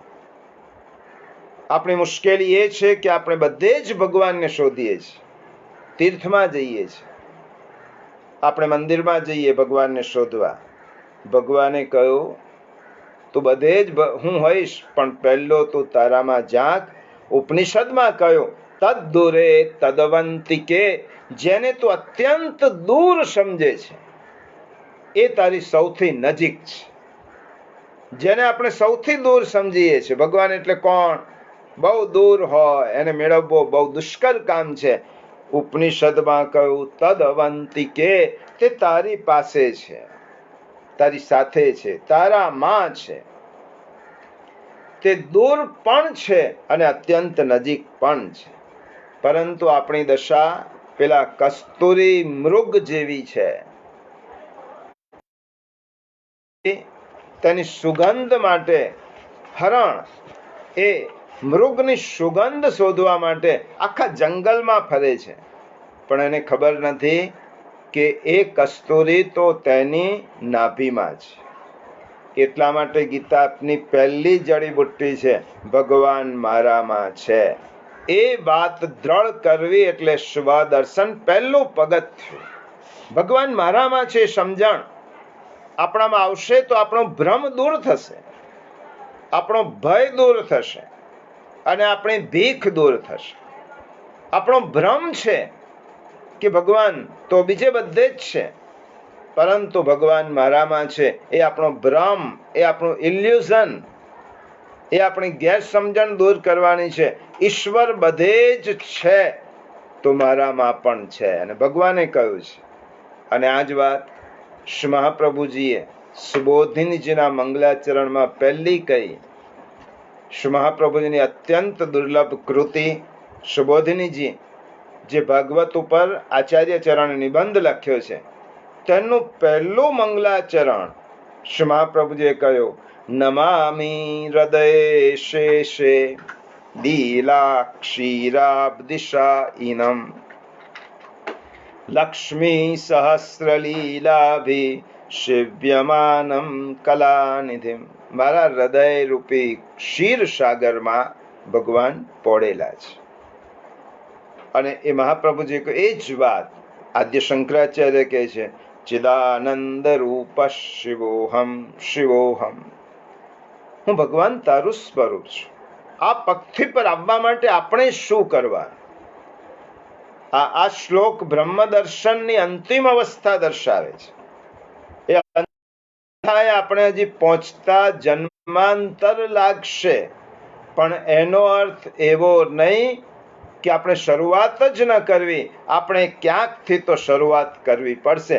શરૂઆત કરે છે એ ક્યારેક પહોંચે છે, પણ જે શરૂઆત જ નથી કરતો એ ક્યારેય પહોંચી શકતો જ નથી. એની શરૂઆત આપણે ક્યાં કરવાની? પહેલું સ્વદર્શન, પોતાનું દર્શન કરો. સ્વ એટલે પોતાનું. આના માટે શું કરવાનું? સવારમાંથી ઉઠ્યા પછી પોતાના સ્વરૂપનું અનુસંધાન કરો. સવારમાંથી ઉઠ્યા પછી પોતાના સ્વરૂપનું અનુસંધાન, ધ્યાન કરવા. તમે ભગવાનની આંખો બંધ કરેલી, શિવજીની આંખો બંધ કરેલી પ્રતિમા જોઈ હશે. આ ભગવાન કોનું ધ્યાન કરે છે? ભગવાન સ્વસ્વરૂપનું ધ્યાન કરે છે. પોતાનું ધ્યાન કરવા, સ્વસ્વરૂપનું અનુસંધાન કરવા. અને એટલા જ માટે સવારમાંથી આપણે ત્યાં કર દર્શન કરવાનું શાસ્ત્રકારોએ કહ્યું છે. સવારમાંથી ઉઠ્યા પછી કર દર્શન કેમ કરવાના? કરાગ્રે વસતે લક્ષ્મી, કરમૂલે સરસ્વતી, કરમધ્યે તુ ગોવિંદ, પ્રભાતે કર દર્શનમ. કોઈએ પૂછ્યું, સવારમાંથી હાથ જ કેમ જોવાના? એને શું જવાબ આપીએ? એને એમ કહ્યું, હાથ જોવાના એટલે પોતાની જાતને જોવાની. હાથ સિવાય આપણે કયું અંગ જોઈ શકીશું? સવારમાંથી આંખને જોઈ શકીશું, નાકને, કાનને, મોઢાને, પગને આપણે ઊંચો કરીને જોઈશું. હાથ એ પ્રતીક છે, અને એ પ્રતીકરૂપ હાથને જોવાનું એક જ અંગ એવું છે કે જેને આપણે આંખોની નજીક લાવી અને જોઈ શકીએ. એટલા માટે સવારમાંથી ઉઠીને સ્વદર્શન, આત્મદર્શનના પ્રતીક રૂપે આપણે આપણા કરદર્શન કરવાના છે. અને એ સ્વદર્શનની વાત છે. સવારમાંથી ઉઠ્યા પછી આત્માનું સંધાન કરવાનું, થોડીક ક્ષણ માટે આપણી અંદર ઝાંકવાનું. આત્માનમ વિદ્ધિ, પોતાનો વિચાર કરવાનો. પ્રભુ, ગઈકાલે સૂઈ ગયો ત્યારે મને ખબર નહોતી કે આજે હું ઉઠી શકીશ. તે મને ઉઠાડ્યો છે. ઉઠ્યા એ તારો પહેલો ઉપકાર થયો, હું ઉઠ્યો તે. અને આંખો બંધ કરીને ભગવાનને કહેવાનું, પ્રભુ તારો આભાર, આ શરીરનો યંત્ર તે આશ્ચર્યવત બનાવ્યું છે. કેટલું અદ્ભુત યંત્ર તે બનાવ્યું છે. એ યંત્રનો ઓપરેટ કરવા માટે તો પાછો અંદર બેઠો છે. એ મશીન બનાવ્યું, અદ્યતન મશીન શરીર રૂપે બનાવ્યું, અને છોડી ન દીધો એ શરીરને. ભગવાન આપણી અંદર બેઠો, અંદર બેસીને ઓપરેટ કરે છે, સતત શરીરને ચલાવે છે. આપણો મેટાબોલિઝમ છે, આપણું સમગ્ર ઇન્દ્રિયોને શક્તિ આપનાર એ ભગવાન આપણી અંદર બેઠો છે. આ સ્વદર્શનનો મહિમા છે. આપણી આ ભગવદ્ ગીતાની જેમ એક બીજી ગીતા છે, એનું નામ અષ્ટાવક્ર ગીતા. આપ સૌએ નામ સાંભળ્યું હશે, અને અધ્યયનમાં આપણે ઘણી વખત આ ગ્રંથનો ઉલ્લેખ કર્યો છે. ગઈકાલે જ, ગયા અઠવાડિયે 2-3 દિવસ પહેલા એક જિજ્ઞાસુનો ફોન હતો કે આપણે જે ગીતાજીની વાત કરીએ છીએ, પણ કઈ ગીતા સાચી? કઈ ગીતા સાચી એ પ્રશ્ન જ નથી, કારણ કે આપણે પહેલા ગીતા શબ્દને સમજી લઈએ. ગીતા એટલે શું? જે સંવાદ ગાઈને પ્રસ્તુત કરવામાં આવ્યો હોય તે ગ્રંથને ગીતા કહેવાય. જેમાં પદ્યાત્મક સંવાદ છે. ગીત એટલે ગીત દ્વારા, પદ્ય દ્વારા જે ઉપદેશ આપવામાં આવ્યો હોય એને ગીતા કહેવાય. એ ગીતા, એ શ્રીમદ ભગવદ્ ગીતા મુખ્ય છે, પરંતુ બીજી ગીતા નથી એમ નહીં. એટલા માટે આપણે ત્યાં કેટલી ગીતા પ્રચલિત છે? આ એક જનરલ નોલેજના પ્રશ્ન તરીકે કહી દઉં કે ઘણા લોકોને ગેરસમજણ છે કે તમે જે ગીતા વાંચો છો એ ગીતા નથી, ખરી ગીતા છે. બધી જ ગીતાઓ સાચી છે. શ્રીમદ ભગવદ્ ગીતા એટલે શ્રી કૃષ્ણ અને અર્જુન વચ્ચેનો સંવાદ. એવી રીતે ભાગવતમાં 3 ગીતા છે. કપિલ ગીતા, કપિલ મુનિ પોતાની માતા દેવહૂતિને ઉપદેશ કરે છે અને પદ્યમાં કરે છે, એટલા માટે એને કપિલ ગીતા કહેવાય. ભાગવતમાં બીજી ગીતા ઉદ્ધવ ગીતા છે. 11મા સ્કંદમાં ભગવાન જેવી રીતે અહીંયા અર્જુનને ઉપદેશ આપ્યો છે એવી રીતે ઉદ્ધવને ઉપદેશ આપે છે. ઉદ્ધવ ગીતા કહેવાય. 11મા જ સ્કંદમાં અવધૂતનો સંવાદ છે, એને અવધૂત ગીતા કહેવાય. એવી રીતે જનક અને અષ્ટાવક્ર ઋષિ વચ્ચેનો સંવાદ, એને અષ્ટાવક્ર ગીતા કહેવાય. એવી રીતે ગુરુ ગીતા પણ છે, એવી રીતે પાંડવ ગીતા પણ છે, એવી રીતે વિદુર ગીતા પણ છે. આ જુદી જુદી ગીતાઓ છે વગેરે આવે છે. તેમાં અષ્ટાવક્ર ગીતામાં મારે કહેવાનું આ છે, અષ્ટાવક્ર ગીતામાં એક અદ્ભુત શ્લોક આવે છે. 4 શ્લોકોમાં આ જે ચરણ છે એ અદ્ભુત છે. અને આપણે જે વાત કરી રહ્યા છે સ્વદર્શન, તેનું સમર્થન આપતો શ્લોક છે. એટલા માટે હું સમજાવી દઉં. અષ્ટાવક્ર ગીતામાં 14, 15 કે 16 શ્લોક છે, 4 એમાં એક શ્લોક જોઈએ. અહો અહમ નમો મય્યમ વિનાશો યસ્ય નાસ્તિ મે બ્રહ્માદિસ્તંભ પર્યંતમ જગન્નાશેપિ તિષ્ઠતઃ. બહુ અદ્ભુત શ્લોક છે. વિચારોના ઉદ્યાનમાં અને શાસ્ત્રોના અરણ્યમાં કદી ન ખીલ્યો હોય તેવો અદ્ભુત અલૌકિક આ વિધાન છે. આપણી બધી જ ગ્રંથિઓને તોડી નાખે છે. પોતાની જાત માટેના ઉદ્ગાર છે, પોતાની જાત માટેના. અને શું કહે છે? અહો અહમ નમો મય્યમ. અરે હું ધન્ય છું, ધન્યોસ્મિ.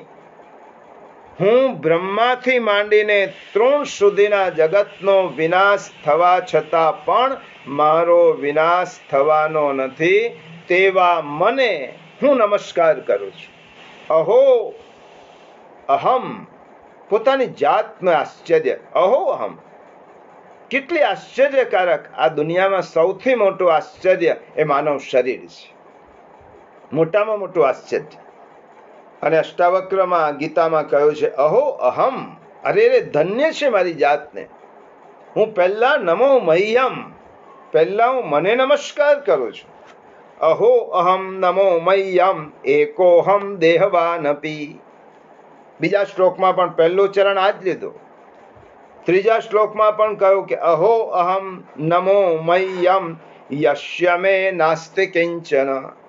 આ દુનિયામાં મારા સિવાય બીજો કોઈ છે જ નહીં, હું જ શાશ્વત છું. માટે પહેલા નમસ્કાર હું મારી જાતને કરું છું. પણ દુઃખની વાત એ છે કે 70-80 વર્ષો સુધી આ મશીન અને મશીનના ઓપરેટરને આપણે ઓળખી શક્યા. 70-80 વર્ષ જેના આધારે રહ્યા એ આ શરીર, આ દેહ, માનવ દેહ, અને દેહને જે શક્તિ આપીને અંદર બેસીને ચલાવનાર ઈશ શક્તિને આપણે ઓળખી શક્યા. એ અષ્ટાવક્ર એ કહે છે અહો અહમ નમો મય્યમ. હું એને નમસ્કાર, મારા દેહને નમસ્કાર કરું છું. સ્વદર્શન, પહેલા નમન પોતાની જાતને. આ બ્રહ્મ દર્શન કરવાની પહેલું પગથિયું છે. બ્રહ્મ દર્શન તો થતા થશે, પહેલા સ્વના દર્શન કરો. એકવાર રામકૃષ્ણ પરમહંસ વિરામની પળોમાં બેઠા છે. રામકૃષ્ણ પરમહંસના દર્શન માટે ઘણા બધા લોકો આવતા હતા. એમાં એક દિવસ તેમના દર્શન કરવા માટે એક ચિત્રકાર, જાણીતો ચિત્રકાર ત્યાં આવ્યો. રામકૃષ્ણ પરમહંસની સામે બેઠા પછી થોડીક જ વારમાં એમને એ ચિત્રકારે રામકૃષ્ણ પરમહંસનું એક સુંદર ચિત્ર અંકિત કર્યું, દોર્યું. અંતિમ ટચ એને અપાઈ રહ્યો છે અને આખું ચિત્ર પૂર્ણ થઈ ગયું. આબેહૂબ રામકૃષ્ણ પરમહંસજી બેઠા હોય તેવું લાગે. પેલા ચિત્રકાર ઊભો થયો, બીજા ભક્તો બેઠેલા હતા, અને રામકૃષ્ણ પરમહંસની પાસે જઈને ચિત્ર બતાવવા લાગ્યો. સૌના આશ્ચર્યની વચ્ચે એક ઘટના બની. તે વખતે રામકૃષ્ણ પરમહંસ ઊભા થયા. ઊભા થઈ અને સૌથી પહેલા ચિત્રને સ્પર્શ કરી અને વંદન કરવા લાગ્યા. દંડવત કરવા લાગ્યા. આસપાસના ભક્તો અને અનુયાયીઓને આશ્ચર્ય થયો, ગુરુદેવ, આ તો તમારું જ ચિત્ર છે, તમે કેમ એને વંદન કરો છો? રામકૃષ્ણ પરમહંસ કહે છે, યાદ રાખો, કોઈ મારું ચિત્ર લઈ શકે જ નહીં, અને જે ચિત્રમાં છે તે હું નથી.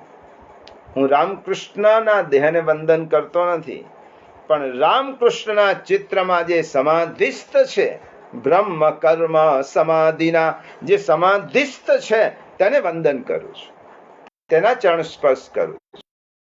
પોતાની અહો અહમ નમો મય્યમ. અષ્ટાવક્ર ગીતાનું આ સૂત્ર યાદ રાખવા જેવું છે. પહેલા નમસ્કાર પોતાની જાત, સ્વદર્શન, આત્મદર્શન, એટલે પોતાની જાત માટે ગૌરવ નિર્માણ થાય. જે શરીરમાં ભગવાન વસતા હોય એ શરીર નકામું કેવી રીતે હોઈ શકે? કેટલાક લોકો જે શરીર તો ગંદકીનો ભંડાર છે, આમ છે તેમ છે. એક અદ્યતન અબજો રૂપિયાના બંગલામાં પણ લેટ્રિન હોય, એનો અર્થ એમ નહીં કે બંગલો નકામો છે. આપણા શરીરનો એક ભાગ ઉત્સર્જન છે, અને ઉત્સર્જનમાં એક ભાગ છે શરીર. આ શરીર નકામું નથી. આપણી સંસ્કૃતિ તો કહે છે કે આ તો ભગવાનનું મંદિર છે, દેહ મંદિર છે, દેહ દેવાલય છે. દેહ દેવાલયો પ્રોક્તા. આ દેહ દેવાલય કયું છે? કારણ કે તેમાં ભગવાન વસે છે, અને જે દેહમાં ભગવાન વસતા હોય તે દેહને સમજો. આ સ્વદર્શન છે. પછી કહ્યું સ્વજન દર્શન. આપણે દૂર દૂર દર્શન કરવા જઈશું, પરંતુ જે મારાથી નજીક છે, આ જન્મમાં દેહભાવથી મારા સ્વજન થઈને આવ્યા છે, તેનામાં મને પ્રભુ જણાતા નથી. આપણી કરુણતા છે, આ કરુણ વાસ્તવિકતા છે. નજીકના, સૌથી નજીકના સભ્યમાં જે સ્વજન તરીકે, બીજું સ્ટેપ, પહેલું સ્ટેપ સ્વદર્શન, પોતામાં ઈશ્વરને જુઓ. બીજું સ્ટેપ સ્વજન દર્શન, સ્વજન. સ્વ એટલે પોતાની વ્યક્તિ. અરે પ્રભુ જણાય તે તો દૂરની વાત છે, આપણે તે પ્રભુના પણ છે તેમ પણ લાગતું નથી. આપણા સ્વજનમાં આપણે ભગવાન જણાય તે તો અતિ દૂરની વાત છે, પણ મારા સ્વજન એ પ્રભુએ મને આપેલા સ્વજન છે એવું પણ લાગતું નથી. ઉલટું આપણે ત્યાં તો એક વિકૃત કહેવત છે, સગા હોય તે વાલા ન હોય, અને વાલા હોય તે સગા ન હોય. પણ યાદ રાખો પ્રિયજનો, સગાને જ વાલા બનાવવાનું જ નામ અભ્યાસ. જે સ્વજન છે, મારા જન્મથી મારી સાથે આવેલા છે, પસંદગી કરી નથી. માની પસંદગી નથી કરી, પિતાની નથી કરી, ભાઈની નથી કરી, પત્નીની નથી કરી, બહેનની નથી કરી, પુત્રની નહીં, પુત્રીને નહીં, આ બધા જ મારી સાથે જોડાયેલા છે, મોકલેલા છે. સાથે રહેલા વ્યક્તિ સાથે રહેવાની કળા એ ગીતા શીખવે છે. ગીતા એ કઈ બહુ મોટો તત્વજ્ઞાનનો ગ્રંથ તો હશે જ. ગીતા વ્યવહારિક રીતે સાથે રહેવાની કળા શીખવે છે. આ બધા સંબંધોમાં આપણે શા માટે ભગવાનના છે એમ થતું નથી? કારણ કે આપણે એમ માની બેઠા છે, હું માલિક છું, માલિકી હક. આ મારો પુત્ર છે, એને હું કહું તેમ જ કરવું જોઈએ. ગીતા એમ કહે છે કે તું તારી જાતનો માલિક નથી, તો બીજાનો માલિક કેવી રીતે થઈ શકવાનો છે? ઇદમ શરીરમ કૌંતેય ક્ષેત્રમિત્યભિધીયતે ક્ષેત્રજ્ઞમ ચાપિમામ વિદ્ધિ. આ શરીરનો માલિક, તારા શરીરનો માલિક હું છું, તો પછી તું બીજાનો કેવી રીતે થઈ શકવાનો? સ્વજન દર્શન નથી આવડતું, એટલા જ માટે સંઘર્ષ થાય છે. ઘણા બધા પ્રશ્નો આપણે ગીતાથી અળગા રહીને આપણી જાતે ઊભા કરેલા છે. સ્વજન દર્શન નથી કરી શકતા, એટલા માટે સંઘર્ષ થાય છે. તમે જોજો, આજે અદાલતની મોટા ભાગની તકરારો પરિવારની હોય છે, સ્વજનોની હોય છે. કાં તો પિતા પુત્ર હોય, પતિ પત્ની હોય, ભાઈ ભાઈ હોય.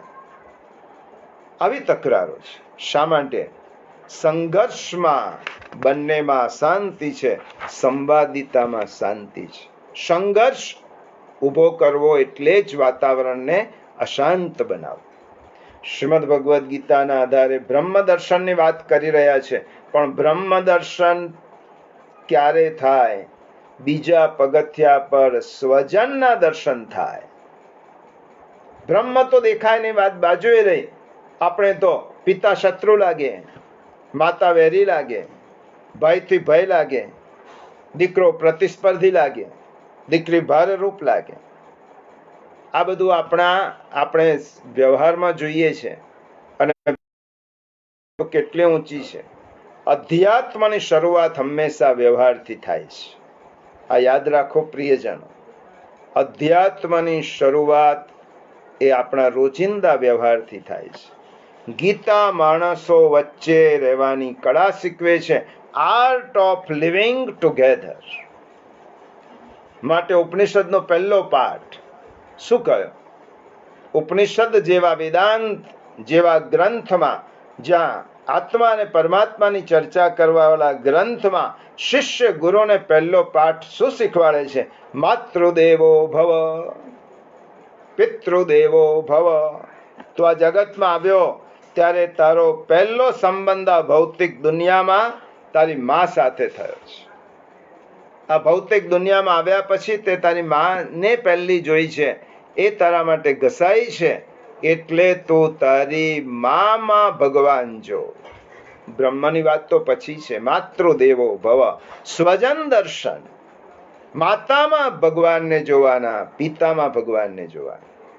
માતા પિતામાં જેને ઈશ્વર દર્શન થતા નથી, એને ક્યારે પણ પ્રતિમામાં ઈશ્વરના દર્શન થવાના નથી. જીવંત પ્રતિમા આપણી સાથે છે, જેના નિમિત્તે હું આ સંસારમાં આવ્યો છું. એ માતા પિતામાં ઈશ્વર દર્શન કરવાની દ્રષ્ટિ ન હોય તો પછી પ્રતિમામાં ક્યાંથી થશે? અને એટલા જ માટે ઉપનિષદનો પહેલો પાઠ છે માતૃદેવો ભવ, પિતૃદેવો ભવ. અને આ સ્વજન દર્શન છે. માણસની એક બહુ મોટી દુર્બળતા છે, આપણા બધાની. શું મોટી દુર્બળતા છે? નજીકના માણસને આપણે ઓળખી શકતા નથી. આ બહુ જ મોટી નબળાઈ માનવ જાતની છે. આપણે ખૂબ નજીકના, અત્યંત નજીકનો માણસ હોય એને જ ઓળખી નથી શકતા, એની કદર નથી કરી શકતા. એમાં જે વગર પૈસે સહજ મળી ગયું હોય તેની કદર આપણે ક્યારે પણ કરી શકતા નથી. આપણે હિમાલયમાં જો જઈને સિદ્ધ યોગીને પગે લાગી આવીશું, પણ આપણી આસપાસ, આપણી આજુબાજુ રહેતા કાકા, મામા, માતા, પિતા કે કોઈ સાચો યોગી હશે તેને આપણે નમસ્કાર નહીં કરી શકીએ. આપણે ક્યારે પણ ડ્રાઈવર, આપણો રસોઈયો, આપણી કામવાળી એની કદર કરી છે ખરી? સૌથી નજીકના માણસની જ આપણે ઉપેક્ષા કરીએ છીએ. અને ગીતા કહે છે કે નજીકના માણસમાં બ્રહ્મ દર્શન નહીં થાય તો બ્રહ્મમાં તો બ્રહ્મ દર્શન નહીં જ થવાના. દ્રશ્ય છે તેનામાં આપણે દર્શન નથી કરી શકતા, તો અદ્રશ્યમાં ક્યાંથી કરી શકવાના છે? એટલે પ્રતિષ્ઠા, આપણે બહાર પ્રતિષ્ઠા મેળવવા 10,000, 20,000, લાખ રૂપિયા આપી આવીશું, પરંતુ આપણા જ ઘરમાં કામ કરતી એક કામવાળી ને આપણે એક સાડી નહીં આપી શકીએ. નજીકની વ્યક્તિને, માણસની દુર્બળતા છે. નજીકનાની કદર ક્યારે પણ આપણે કરી શકતા નથી. અને નજીકનાની કદર ક્યારે થાય? ન હોય ત્યારે. ઉદાહરણ આપો, આ વીજળી, ઇલેક્ટ્રિસિટી ન હોય ત્યારે તેની કદર થાય, હોય ત્યાં સુધી કશું જ નહીં, અને જાય ત્યારે બધા કે ગઈ, લાઈટો ગઈ, વીજળી ગઈ. નથી ત્યારે કદર, હતી ત્યારે કોઈએ તેની સામું ન જોયો, એની કદર ન કરી. અને એટલા જ માટે શ્રીમદ ભગવદ્ ગીતા ભવમાંથી ભાવ તરફ લઈ જાય છે. ભાવ એટલે પોતાનો વિચાર, અને ભાવ એટલે બીજાનો વિચાર. બંને શબ્દમાં એક કાના માત્રનો ફેર છે. ભવમાંથી ભાવ તરફની ગતિ એટલે સ્વજન તરફ જોવાની ગતિ. ભવ એટલે થઈશ, હું સુખી થઈશ, અને ભાવ એટલે હું સુખી બનાવીશ, સુખી કરીશ. છેલ્લું ઉદાહરણ કહી અને આજની વાત પૂરી કરીએ. સમય થયો છે આ શ્લોકને વિરામ હજી આજે નથી આપવા. આપણે બ્રહ્મદર્શનના ષટ દર્શનના પગથિયાઓ શ્રીમદ ભગવદ્ ગીતાની દ્રષ્ટિથી સમજવાના છે. એક ખૂબ ભણેલા ગણેલા સુખી સમૃદ્ધ ડોક્ટર દંપતી, બંને એજ્યુકેટેડ, હાઈલી એજ્યુકેટેડ હતા, ડોક્ટર હતા, સંસ્કારી હતા, ભણેલા હતા. ગૃહસ્થાશ્રમમાં એટલી બધી સંવાદિતા હતી કે કોઈને પણ એમ થાય કે ગૃહસ્થ જીવન આમના જેવું હોવું જોઈએ. સંપત્તિ છે, સંસ્કાર છે, શિક્ષણ છે, સમજણ છે, શાંતિ છે. કોઈ એક મહાપુરુષે જઈને પૂછ્યું, તમારા બંનેના જીવનમાં આટલી શાંતિ કેમ છે? તમારા બંનેનું જીવન આટલું બધું સંવાદી કેમ છે? ત્યારે પેલા બેને કહ્યું, તે મહાપુરુષ, હું જે દિવસે પરણીને આવી તે દિવસે પહેલી વાર પગે પડવા પૂજ્ય રવિશંકર દાદા, જેને આપણે મુઠ્ઠી ઉચેરો માનવી ગણીએ છીએ, એ પૂજ્ય રવિશંકર દાદા, અમારી સાથે એમનો ઘરેલો નાતો, એટલે લગ્ન કરીને અમે બંને એમને પગે પડવા ગયા. પગે લાગવા ગઈ. રવિશંકર દાદાને જઈને પગે લાગી અને દાદાએ મને કહ્યું, જો હું બ્રાહ્મણ છું, એક પૈસો એ તને ભેટમાં આપવાનો નથી, પણ સામેથી તારી પાસે હું માગવાનો છું. બોલ, આપીશ? પછી હું તને આશીર્વાદ આપું. પેલા બેને કહું કે વિચારમાં પડી. આપણે ત્યાં રિવાજ છે કે નવ પરિણીત દંપતી પગે પડવા આવે ત્યારે આપણી પાસે 50-100 રૂપિયા હોય તો હાથમાં મૂકીએ. રવિશંકર દાદાએ કહ્યું કે હું કશું આપવાનો નથી, તારી પાસે માગવાનો છું, અને પછી તને આશીર્વાદ આપીશ. બોલ, આપીશ મને? પેલી ડોક્ટર બેને કહ્યું કે વિચારમાં પડે કે દાદા શું માગશે? તારે મને આપવું પડશે. બોલ, આપીશ? ફરીથી રવિશંકર દાદાએ પૂછ્યું. મેં કહ્યું, દાદા ભલે આપીશ, તમે કહો. બોલો દાદા, શું આપો? દાદાએ કહ્યું, રવિશંકર દાદાએ કહ્યું, હે દીકરી, હવે સાંભળ, મારે એ જોઈએ છે કે જો તું લગ્ન કરીને હવે તારા ઘેર જવાની છે, તો તારે મને એક વચન આપવું પડશે. પેલી ડોક્ટર બેને કહ્યું, કયું વચન દાદા? એ વચન આપ કે તું સુખી થવા પરણી નથી, સુખી કરવા પરણી છે. હે દીકરી, આટલું યાદ રાખ, તું સુખી કરવા પરણી નથી, સુખી થવા પરણી નથી, સુખી કરવા પરણી છે. અને તે દિવસ મેં દાદાને વચન આપ્યું. દાદાએ કહ્યું કે એટલું યાદ રાખ, સાસરે જઈને સુખી થવાની અપેક્ષા ન રાખીશ, સુખી કરવાની ઈચ્છા રાખીશ. અને તે આપેલા વચનને કારણે આજે અમારા ગૃહસ્થ જીવનમાં મને ક્યારેય અગવડ પડી નહીં. મેં દાદાને આપેલો વાત યાદ રાખવી કે હું સુખી થવા નહીં, સુખી કરવા પરણી છું. અને આ જ વાત સ્વજન દર્શન, હમણાં આપણે રામાયણની સિરિયલ જોઈ રહ્યા છીએ. રામાયણની રચના શા માટે? રામાયણના પાત્રોમાં કોઈએ પોતાનો વિચાર કે પોતાનું સુખ નથી જોયું, બીજાનું સુખ જોયું છે. એક ઉદાહરણ આપીને વાત કરીએ. રામાયણમાં રામ સીતાનું દાંપત્ય છે. કદી કોઈએ વિચાર કર્યો છે સીતાનું હરણ થયું, રાવણ હરી ગયો. રામને મૃગની પાછળ દોડવું નહોતું, પણ રામને દોડાવ્યા. રામ નહોતા જાણતા કે આ સુવર્ણ મૃગ હોઈ શકે નહીં. રામને દોડાવ્યા. નામ અને આ સુવર્ણ મૃગ જોઈએ જ.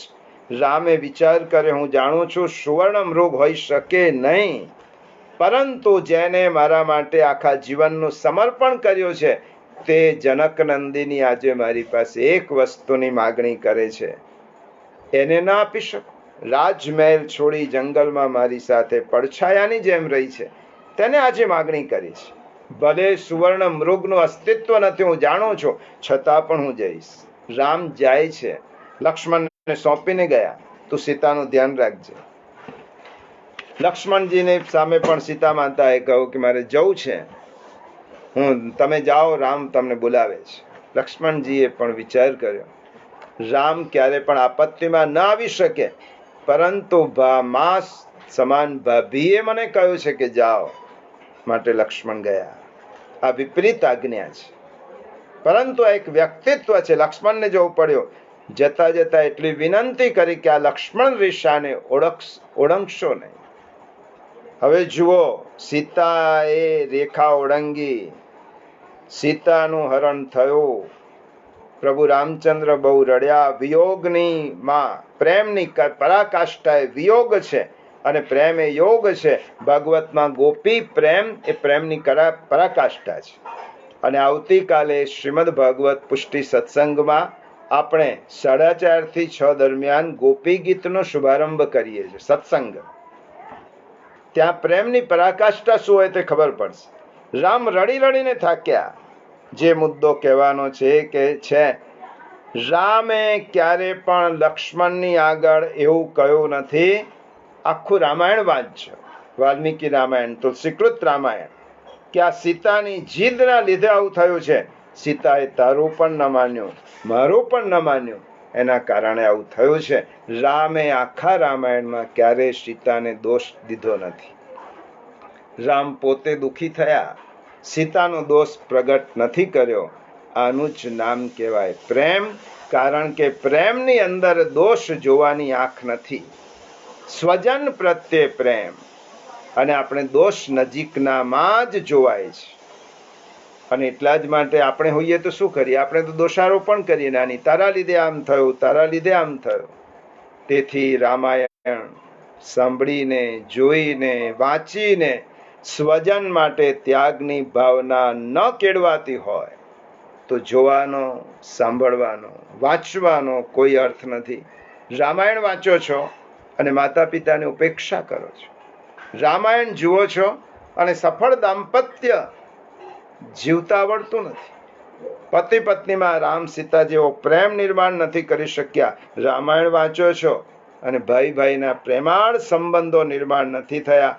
સાંભળીને નમસ્કાર કરવા જેવું પુસ્તક નથી. નમસ્કાર તો કરીએ જ, પરંતુ જીવનમાં ઉતારવા જેવો ગ્રંથ છે.